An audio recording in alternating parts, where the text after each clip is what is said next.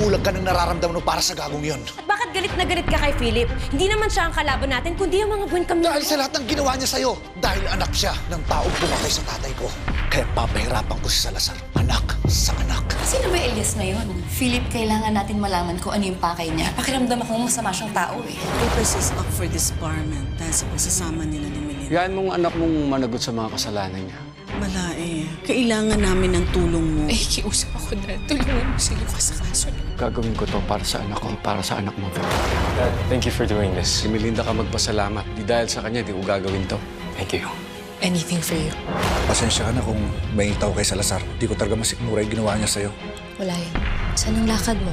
Sa ospital, titingnan ko yung maging opisina natin. Ikaw, handa ka na ba? Pagkatapos na to, hindi na mapagtatanggol ni Lucas ang mama niya. Lydia, bakit mo to ginagawa? Yung mga ginawa mo sa akin at sa ibang tao, hindi yung gawain ng isang abogado. Ginagawa mo to para gumanti.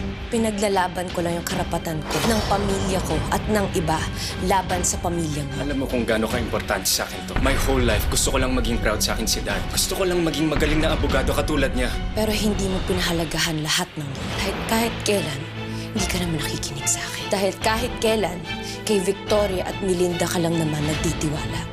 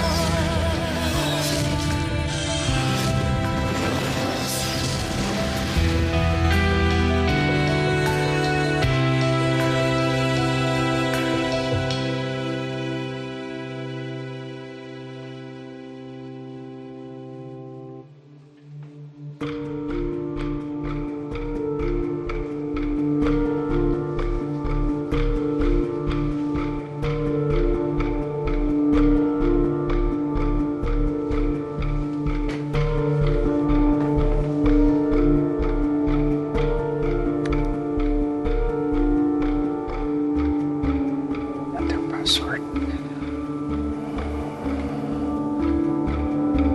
Olivia. Olivia.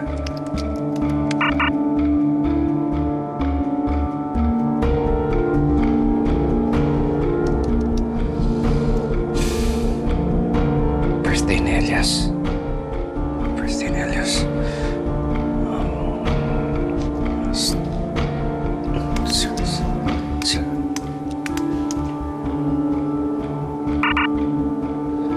Mali pa din. Birthday ni Olivia. Birthday ni Olivia. 070793. Yan.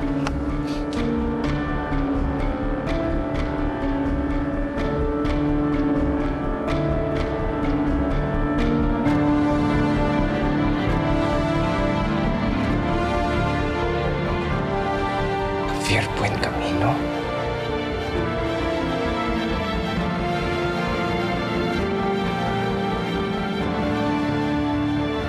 Fier Buen Camino. Ano ba talagang pakay mo sa mga Buen Camino? Sino ka ba talaga, Elias Delgado?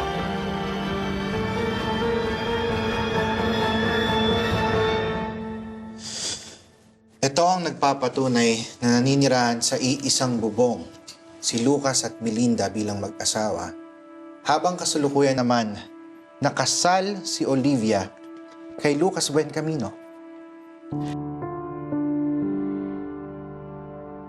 Klarong-klaro that attorney Lucas Buencamino is practicing gross immorality na talaga namang ipinagbabawal sa mga attorney at law. Totoong sa mga Buencamino nakatira si Melinda. Pero dahil yon sa maselang pagbubuntis niya, under special circumstances, as stated in this medical certificate, may pre-eclampsia si Melinda.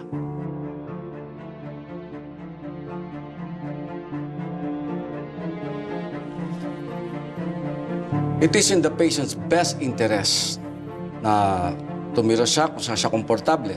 Pero hindi ibig sabihin ito na natutulog sila sa isang kwarto at namumuhay bilang mag-asawa. Therefore, hindi ito maituturing na immoral act ng isang abogado.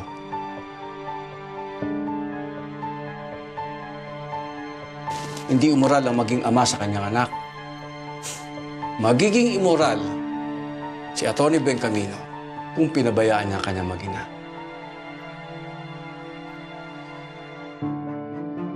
Paano naman si Olivia Buencamino? Na siyang tunay at legal na asawa ni Lucas Buencamino. Hindi ba't immoral din naman ang sapilitang pagpapakonfine sa San Rafael ni Lucas sa kanyang asawa para lang makasama si Melinda, ang kabit niya? Kahit pa wala naman talagang sakit sa pag-iisip si Olivia. Ayon sa dokumentong ito, that Miss Olivia Buencamino is perfectly normal at hindi kailangan ma-institutionalize. Look at your evidence, attorney. That was dated matapos ang panahon na namalagi si Olivia Buencamino sa San Rafael. Ibig sabihin, maaaring na-recover na siya by the time that document was written. At hindi tayo nakakasiguro sa authenticity ng dokumentong yan. Dahil patay na ang psychiatrist who, quote-unquote, made that examination, making that document inadmissible in court. Stick to the facts of the case, attorney. Attorney Lucas Buencamino is accused of gross immorality pero walang direct evidence na nagpapatunay dito. If you ask for my expert opinion, dapat si Olivia Buencamino nasasakdal dito sa pagmamanipula niya ng lahat. Nagpanggap siyang patay at nanirahan kasama ng ibang lalaki habang kasal siya kay Lucas Buencamino. Di ba, Olivia? That was even put on record sa korte sa kaso niya laban kay Philip Salazar. Hindi totoo yan. Kinidnap ako ni Philip at pinaniwalang asawa niya. Niloko niya ako. But the evidence says otherwise. Nagpanggap ka pang kinidnap ka at sinaktan mo ang sarili mo para lang patunayan yon. Hindi ka credible as witness. At lahat ng mga ebidensyang galing sa kanya, galing sa'yo, should be inadmissible.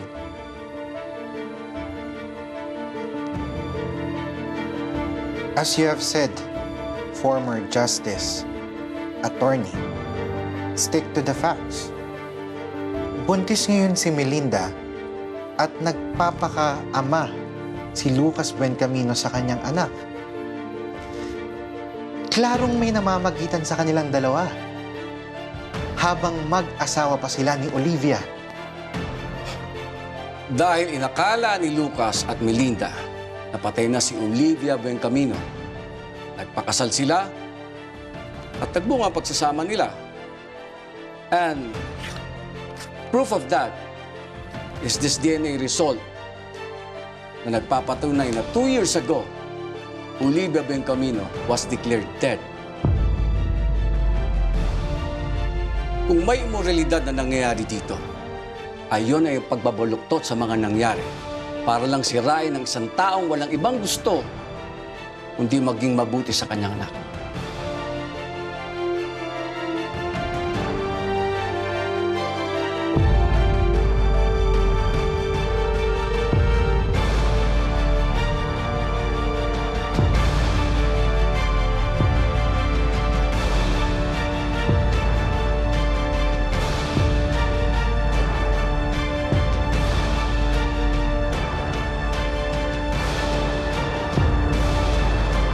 Nag-file niya si Atty. Aranya ng kaso. At sigurado ako na siya din ang nagbigay ng ebidensya.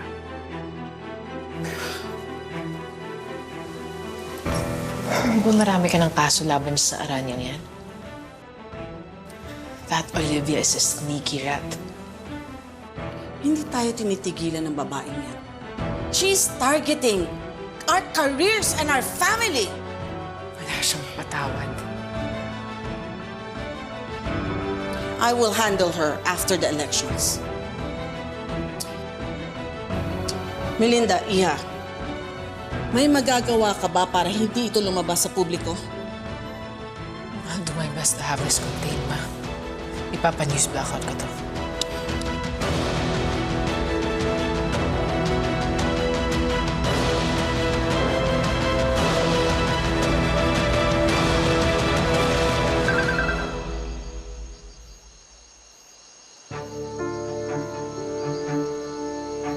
Olivia, pwede ba tayo magkita bukas? May gusto lang sana akong sabihin at ibigay sa'yo.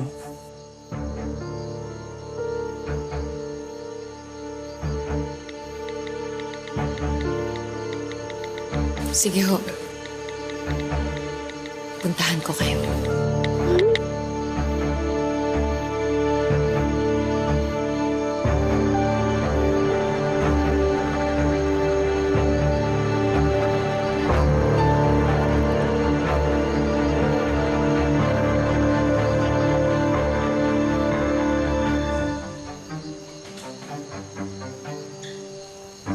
Elias, may problema ba?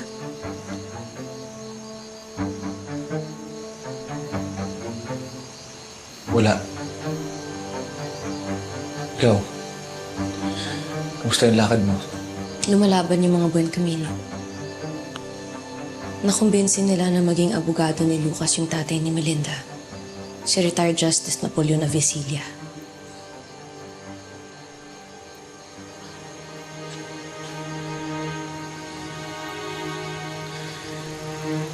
Hindi natin mapapanalo to. Ang importante, magulo natin sila.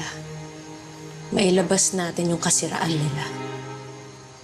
Mapapasama si Victoria sa mga tao at matatalo sila sa eleksyon.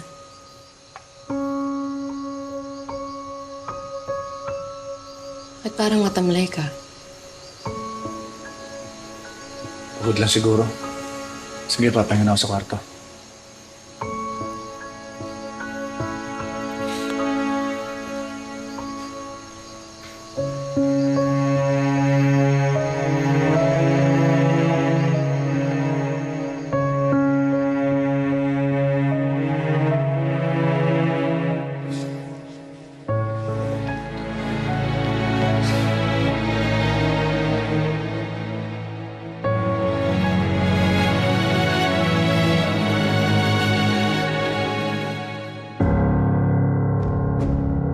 Isabel Bermudez Delgado.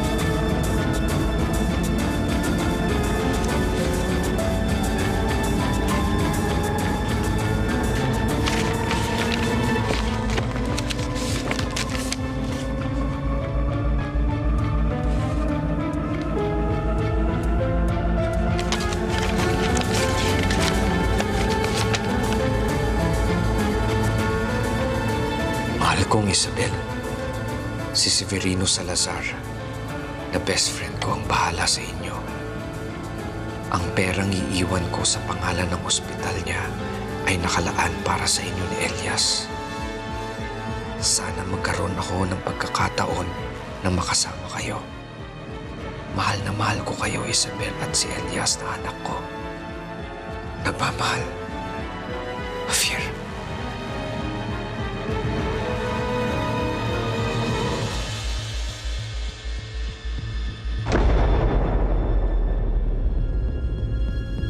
Olivia?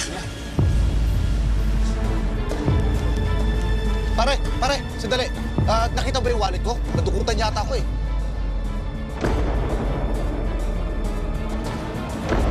Thank you very much. Thank you.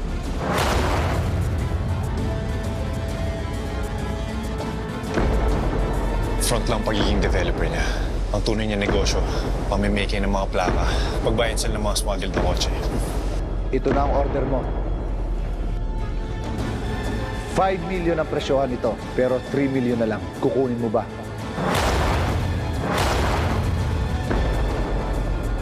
Sino ba siya para pagkatiwalaan mo? Ano ba ang motibo niya para gawin to? Para tulungan ka? Kakampi ko si Elias. Kami ang magpapabagsak sa mga Buen Camino. Anak ni Javier Buen Camino si Elias.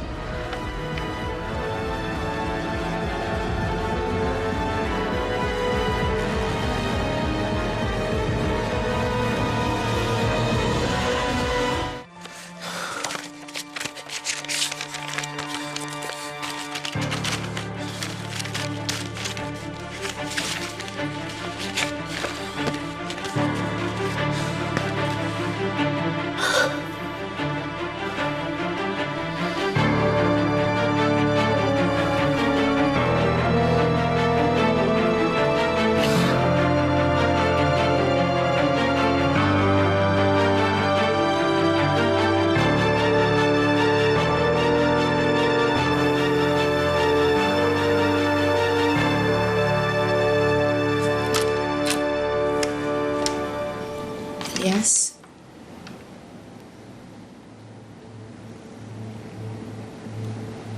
Bakit gising ka pa?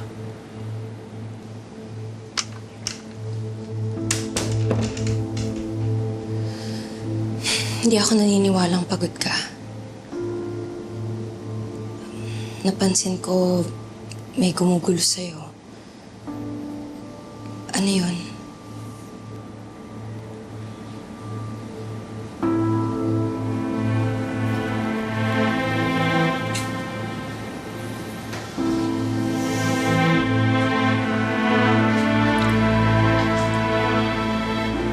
Si Javier Buen Camino.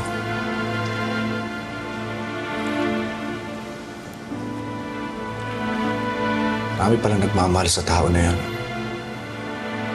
Kahit patay na siya, marami siyang natulungan. Sa mata ng lahat, mabuti siya. Pero hirap akong paniwalaan yun.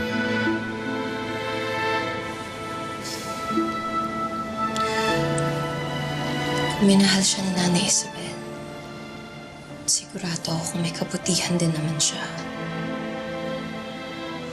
Dapat hindi ko na lang siya kinilala. Dapat pinigilan ko na lang yung sarili ko.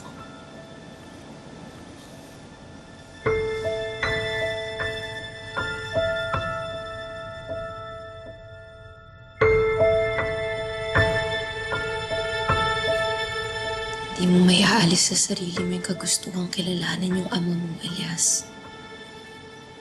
Natural lang sa anak yun.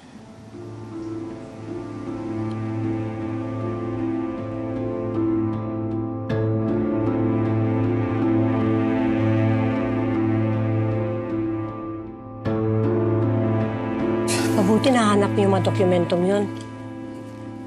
Alam mo, ikaw magiging tulay para malaman ni Elias ang totoo. Haharapin ko siya bukas na bukas din, Manang. Mabuti ang gagawin mo, Philip. Yung inaakala ko na masamang tao, biktima rin pala ng mga Buen Camino katulad ko. Darating din ang araw na mawawala ng kapangyarihan niya mga Buen Camino. At kayong mga biktima magtatanggal sa kanila sa kapangyarihan na yon.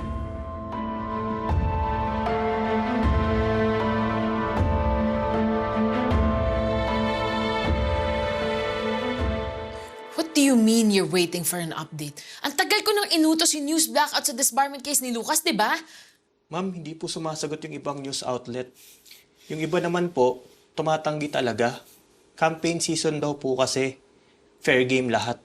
Ano? You know what? Wala akong pakialam. Subukan yung puntahan, bayaran nyo, alokin nyo na kung ano. Just do it! Ma'am, nagawa na po namin lahat yan.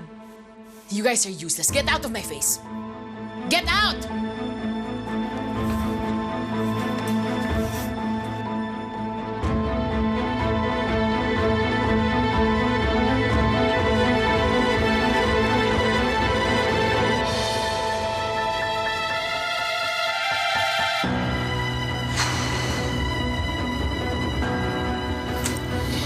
Ninong. Philip. Meron ako kailangan itanong sa'yo. Importante. Bilisan mo dahil may kasunod pa ako surgery. Tungkol to kay Dad. Tsaka kay Javier Buen Camino. Diretsuhin mo na ako, Philip. Ano yun? Alam mo ba na anak niya Javier Buen Camino si Elias Delgado?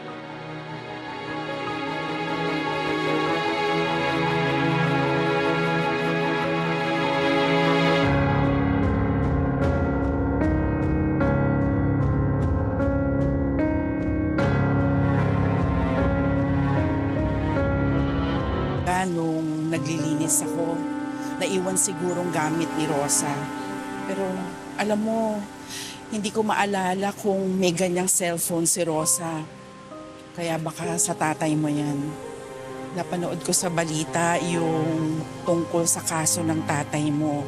Naisip ko na baka makatulong yan ang cellphone sa'yo.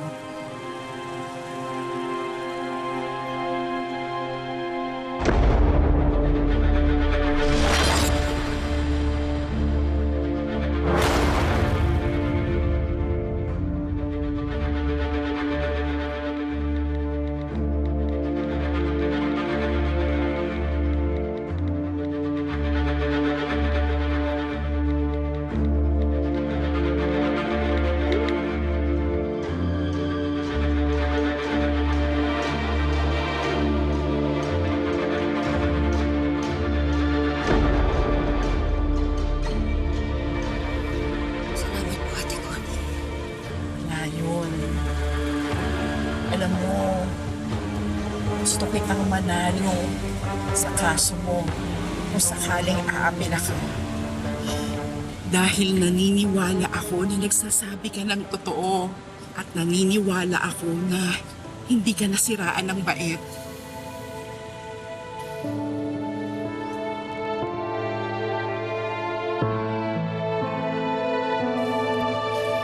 Salamat po sa suporta niyo, Ate Connie.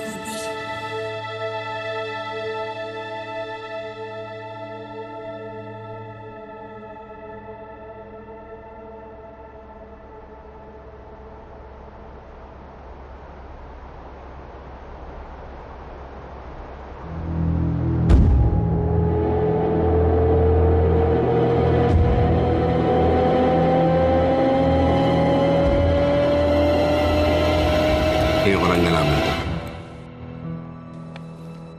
Para pala sa mag-ina ni Javier ang perang idodonate dapat.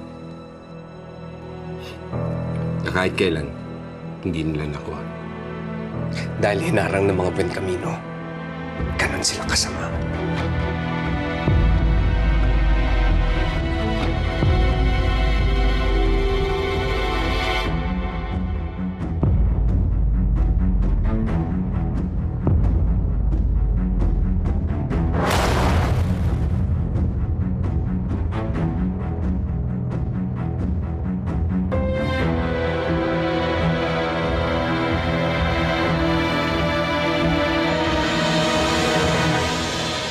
Alam mo ba na anak ni Javier Buen Camino si Elias Delgado? Nakita ko kanina sa bodega, baka makatulong yan sa kaso ng tatay mo. Kalat na sa lahat yung sitwasyon namin ni Lucas. Bayaran niyo! Just do it! May kailangan ka malaman tungkol to sa tatay mo. Pinalo niya kami. Malakas ang kutob ko na iisa lang ang taong pumatay sa tatay mo at sa tatay ko. Bakit siya?